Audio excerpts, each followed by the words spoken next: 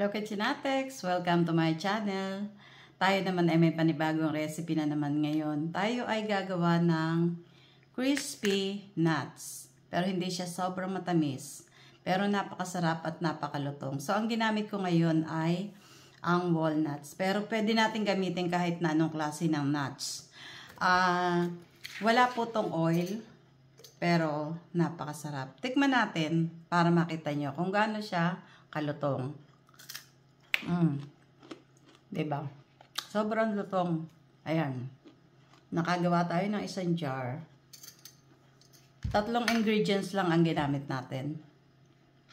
So, para po makita natin kung paano ko ginawa, umpisahan na natin. So, today ay gagawa tayo ng crispy na nuts. Kahit na anong nuts po yung gamitin nyo, pwede naman. 3 ingredients lang yung ating kailangan. Meron tayong sesame seed, tapos yung syrup, kahit na anong gamit nating syrup, o kung gagamit kayo ng honey, ay pwede naman. Tapos ito yung aking nuts, walnuts, kasi ang tagal na niya, hindi ko nagagamit. So, gagawa na natin siya ng paraan. So, dito sa ating bowl, lalagay na natin yung ating nuts.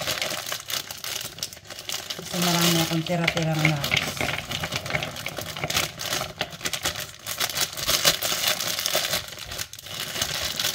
Ang tagal na po siya, pero hindi pa naman siya sira. Hindi pa naman siya inaamag. Pero medyo siguro makunot na ng konti. Hindi pa naman. So, ayan. Lagyan natin. Tapos, maglagay na rin tayo ng ating sesame. Wala naman tong amount kung ilan yung gusto mo ilagay. Kung ma-coat mo ng maraming sesame, okay lang siya. Ayan. Siguro mga half cup yung nilagay ko. Tapos, maglagay na din tayo ng syrup. Bahala na kayo kung ilan din yung syrup na ilalagay nyo. Kung gusto nyo matamis na matamis. Kung gusto nyo hindi naman siya sobrang tamis. Basta mahalaga, medyo ano siya, kasi doon siya magki-crispy. So, haluin lang natin. Napakadali lang naman gawin. So, na-preheat na natin yung ating oven. Kasi sa oven natin siya ilalagay. Lagyan pa natin ng konti. Yan. Na-preheat na natin siya ng 160 degrees. Yan. Haluin lang natin siyang mabuti para lahat makot ng ating syrup. So, dito sa ating baking pan, naglagay ako ng paper. Dito natin siya ilalagay.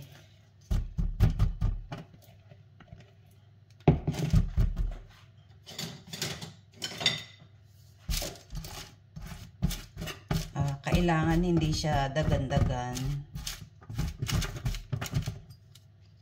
Para sigurado na maroroast yung lahat ng ating nuts.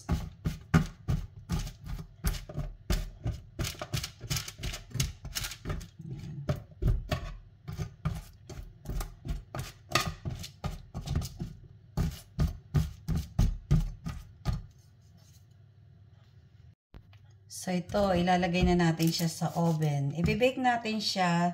Depende dun sa, iba-iba kasi yung temperature ng oven. Ngayon, 25 degrees yung aking, 160 and 25 minutes yung aking pagbe-bake.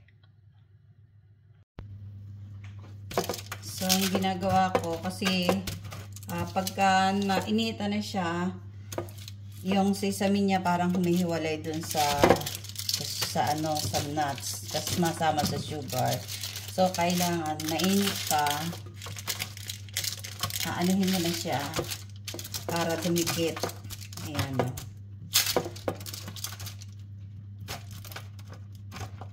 saka natin kukuhain. Pero kailangan pag mainit, anuhin na natin para ma-coat yung lahat ng sesame doon sa nuts.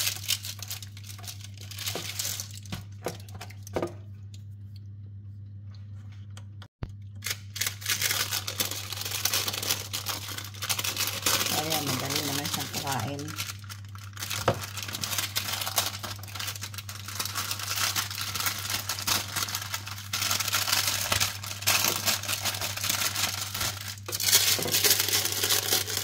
Ayan o, nakukuha siya ng maayos. Ayan.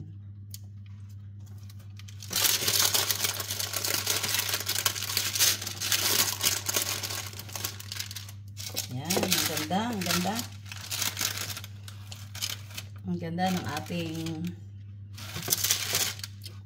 ating nuts. Paglamig niya, sobrang lutong.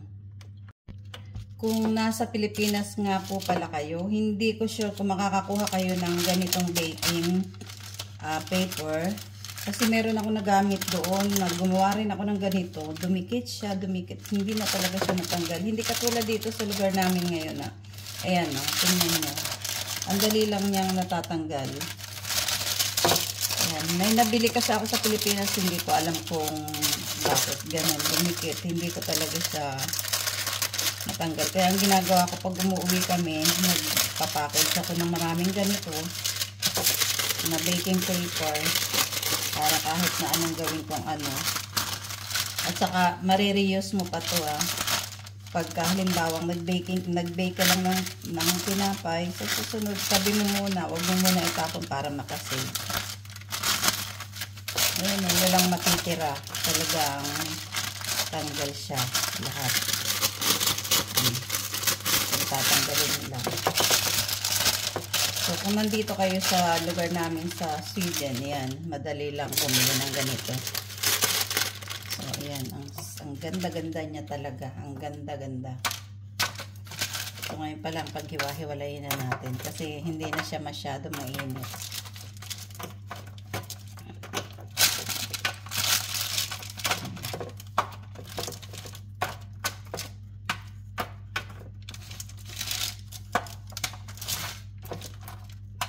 Ang ganda po ng pagkaluto, promise. Maraming nuts kasi akong mga ginagawa. Meron pa yung isa na puro nuts, iba-ibang klase ng nuts. Kaya mahalaga sa atin bumili ng magandang baking paper. Ayan, ganda. Ganda ng aking pagkakagawa. Super. Mainit pa siya pero malutong na. Hiwa-hiwalayin natin. Kinakamay ko kasi nang walang hands cap kasi gloves. Kasi diba plastic yung gloves.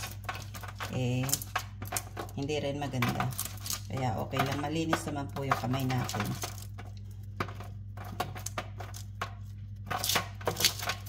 Para pagtigas niya, hindi naman siya kukuhain mo ng marami, dikit-dikit. So ito. Oh, diba? Wala siyang masayang.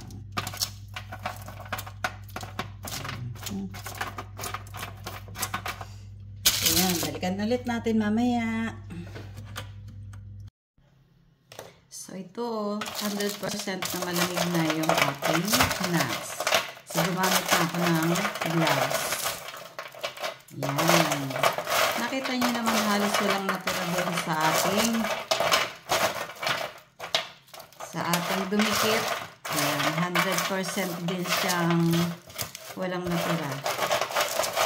Kasi pagka niluto nyo to, nakita nyo nag-melt yan dyan sa Pwede namang hindi nyo na haluin.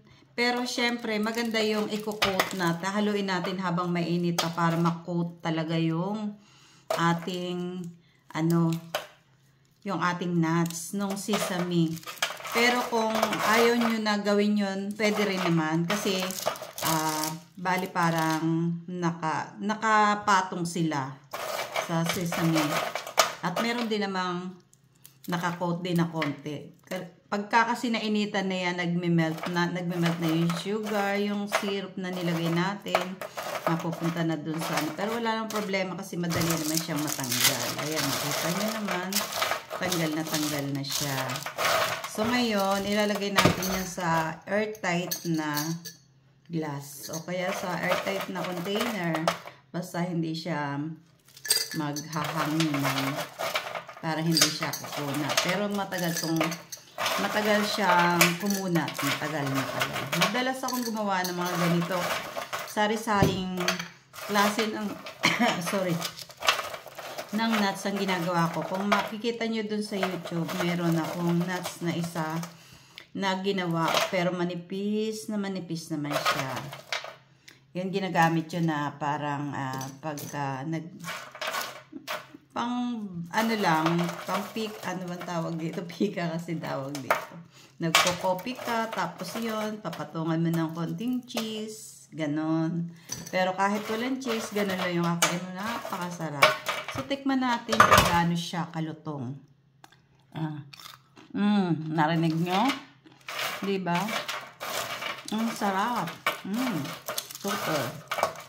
Wala siyang mantika. Wala tayong nilagay na mantika. Hindi natin pinrito yan. Pero super galing, ganda. Super talaga. Ang sarap. Ang sarap niya. Kaya kung may mga nasasayang kayo mga nuts dyan, kahit nung klaseng nuts yan, yan yung gawin nyo. Pwede rin yung gawin yan sa mani. So, para lagi pong updated sa ating mga recipe, just follow and subscribe. Thank you for watching.